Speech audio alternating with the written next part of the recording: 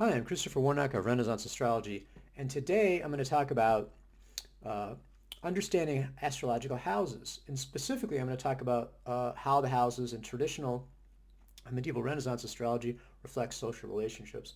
So let me just start out with a few sort of preliminary remarks about houses, because I think the sort of stuff that comes up automatically mention houses. The very first thing that's going to come up is people are going to start talking about whole sign houses, and insisting usually whole sign now, but there's a particular best house system that you have to use that.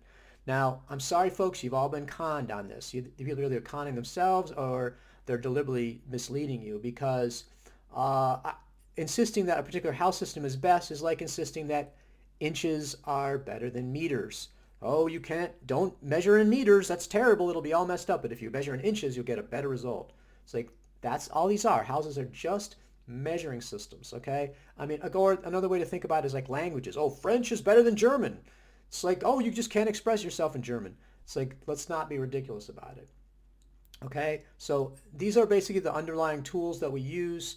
If you're going to be using, another example would be if you're, playing Baroque music, you're going to use the standard, scales and standard musical notation. It's like, and someone comes in and says, oh, the raga notation is better, ragas are better scales. It's like, it's just, they're different, they're used for a different purpose. They're not better or worse. You just want to use one that's appropriate for whatever you're doing. And so, I had someone just this week email me and they asked one question. They said, do you use whole sign houses in your horary course? Okay, so their entire decision about whether they're going to study with me or have anything to do with me was 100% based on the house system I was using. And since I didn't use whole sign houses, they just totally blew it off. Okay, that's insanity. Okay, and that's what this has gotten us to, is this madness where people put way too much, insane amounts of importance on something that, I mean, I don't even pay any attention to. I mean, people say, why do you use Regiomontanist houses? I'm like, I mean, this is just what I use. This is no big deal. Okay, so that's the first thing. I know that's totally heretical, but that's something that's important for people to understand. It's going to come up with houses no matter what. It just doesn't matter. Okay. Uh, the next thing I'd say about house assignments is when you're dealing with modern psychological natal astrology, which is the base for everybody doing this. I mean, 99% of people, this is where they're coming from, either directly or that's the quote astrology that they're picking up, from social media or whatever. Um, it's very intuitive. Okay, so the house assignments are, first of all, they're psychological. So as you go around the houses, is how you feel about these various areas, and your emotional state with regard to them. And then also it's very intuitive and they flip them around. So for example, I've seen places saying, well, that the fourth house is the dominant parent. It's like, what? I mean, who's going to know that? I mean, it might be useful in terms of the individual chart, and that might work okay in a psychological reading. But when you're talking about predictive reading, you need to have fixed house meanings, and that's what if you look at horary, you look at Lily, who's basically our foremost proponent of it. There's fixed house meanings. The other thing is this sort of stretching thing. So, for example, sixth house is servants, and computers serve us. So computers are sixth house. I'm like, again, this kind of like fuzzy logic thinking. This again doesn't work very well in a predictive setting. So again, if you're talking about horary, a computer is a chattel, okay, a movable object, so it's second house. That's what it is. Um, and if you're going to ask a question like, will I buy the computer? You're going to be looking at second house for that. So horary par excellence is kind of our exemplar here for the house placement. I mean, of course, there's houses in natal charts, but horary is the most accurate, precise, predictive astrology. It's sort of like I said, the epitome of predictive astrology. So this is what we're going to talk about for the most part. And like I said, medieval Renaissance astrology, the Lilly's Christian astrology style stuff. This is what we have fixed house means. Again, every time I mention Christian astrology, I have to say this. Doesn't have anything to do with Christianity. Don't freak out on it, okay? Don't just be like freaking on the word Christian, because the only reason Lilly said that is because people were freaking out about astrology, so he thought if I put Christian on it, it'll mean it's okay, okay? But it has nothing to do with Christianity. And it's highly ironic that a book that has zero to do with Christianity is now freaking people out now because it just has that word attached to it, just because he was trying to hide, okay? So don't freak on that. It's again nothing to do with Christian astrology. it's a horary text. Okay, so when we're dealing with horary, the querent, the person asking the question, is represented by the first house. Everything in the chart then is in relation to them. Okay, and so second house is their money. Third house is their neighbors and brothers and sisters. Fourth house is their father, their home. Fifth house is their children. Sixth house is their illnesses, etc., etc.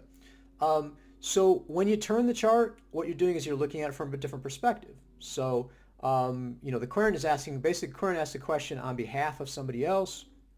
And turn the chart like, well, my sister, so that's third house, marry person, so you have 7 from the third, ninth house, okay? So, or whatever it is, I'd have to count it.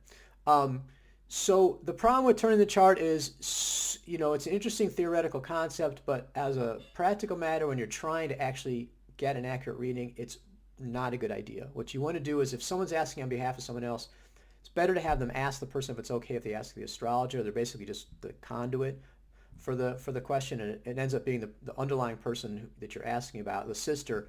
Let her know that you're going to ask astrologer, and then you're just passing her question on, and then you can do the first house as the querent, and that makes it much simpler to do these questions. Really, I try to avoid turning the charts, because what you end up doing is looking at the turned houses and the radix, the original houses, and you have to kind of jump back and forth between them and use both of them. It gets way too complicated. Okay, so what we're going to talk about today is how the fact that the houses of the chart, as I said, reflect these underlying relationships. We're going to talk about relationships with people, all the different kinds of relationships you can have with different kinds of people, and sort of in a power setting, relative levels of power. Now, one of the things that we need to really understand is that we're looking at sources that are extending over, over 1,000 years.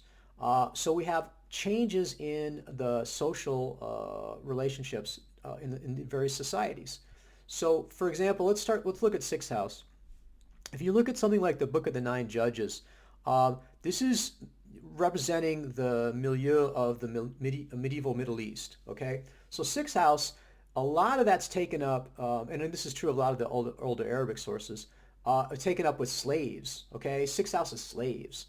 So you've got, will the slave escape? Will the slave get a new master? Will it, and it gets into the fugitive stuff too. So will I catch the escaped slave? Should I buy the slave? All this sort of stuff.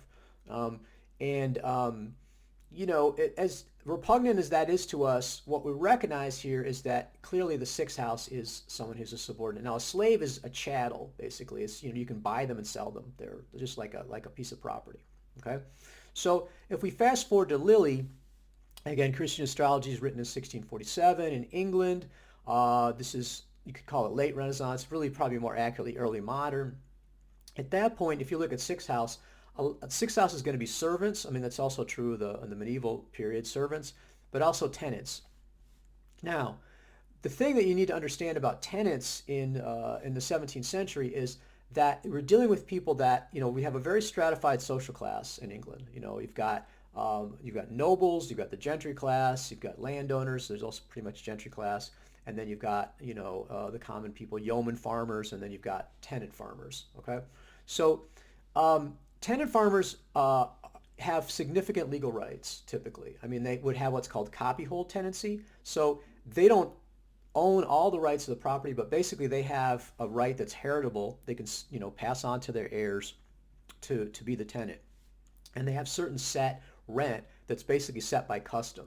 Okay, and this would be recorded in the manorial court. They have a local court that would have a court record and that's why it's called copyhold. The other thing is you'd have these extremely long-term agricultural leases, 20, 30, 40-year lease.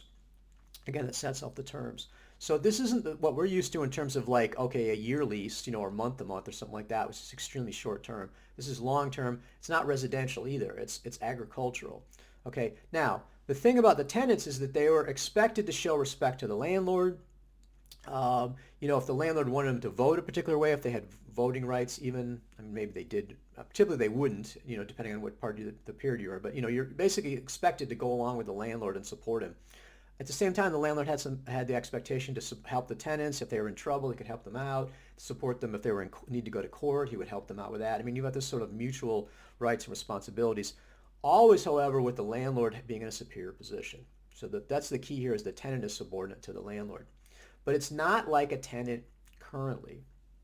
Okay, so um, if we go to the current, relationship between landlord and tenant, yeah, it's not, there's a power differential there, but you don't have this social class difference. You don't have this expectation that the tenant is going to, you know, they sort of bowed to the landlord, pulled a cap, that sort of thing, showed respect, that they're socially dominant, that the landlord's from a higher social class, this sort of stuff. I mean, there's none of that. It's basically a business relationship, short term.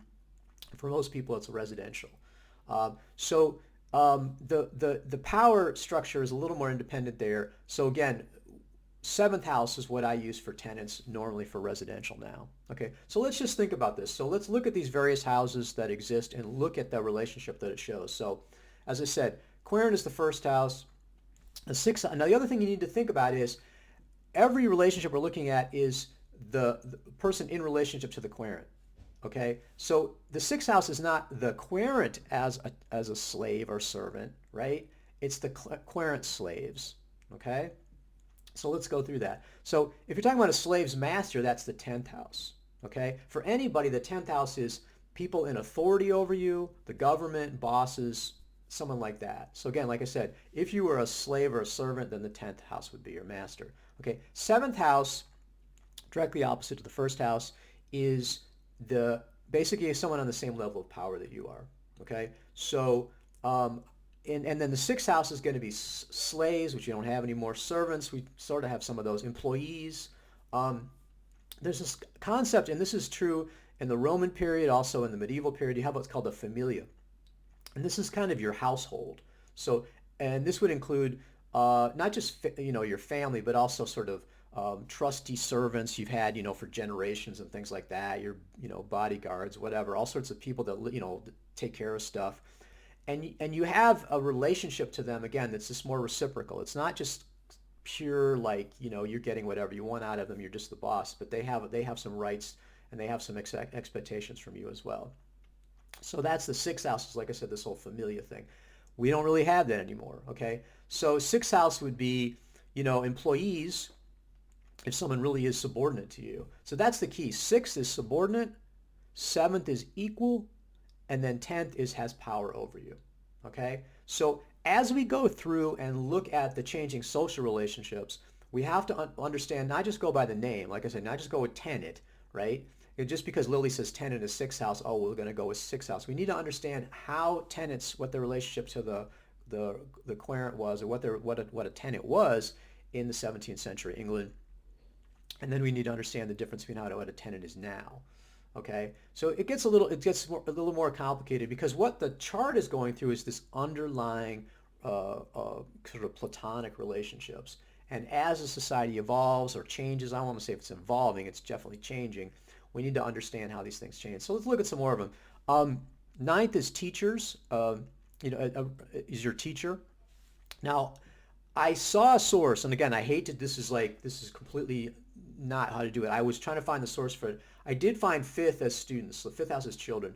Now, I can't find the source for that, so that's not a good quote. And the Warnock method, it's like if you can't find citation, it doesn't count. That sort of has some logic to it, I think. But again, without the citation, I can't really come and say that that's what to do with it. 11th house is friends and acquaintances.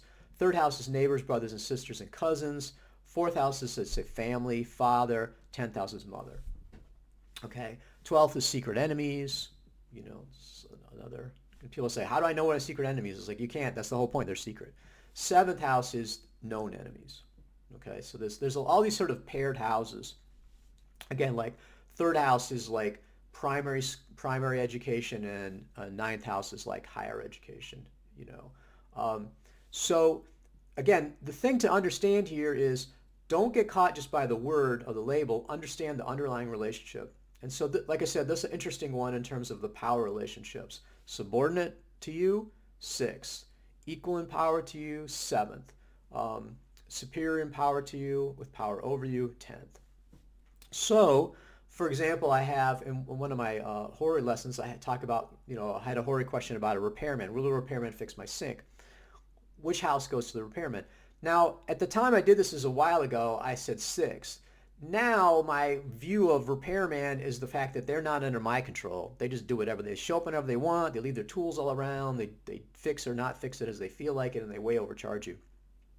You might make a case for saying that you're in their power to a certain extent, but seventh house really, I think, is the more appropriate way of categorizing your relationship with a contract, independent contractor. And there's the whole point of independent; they're not under your control.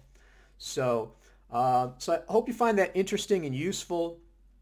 Like I said, this is the underlying view of the chart. Basically, is it's got this looking at this sort of platonic view, all these possible potential relationships that things and people have to you, and then as the society changes, your relationship is going to change, but the underlying chart, the underlying relationships are always going to be set in the chart. So what you need to do is to fit the relationship, figure out how that fits to that underlying sort of platonic idea of these various relationships.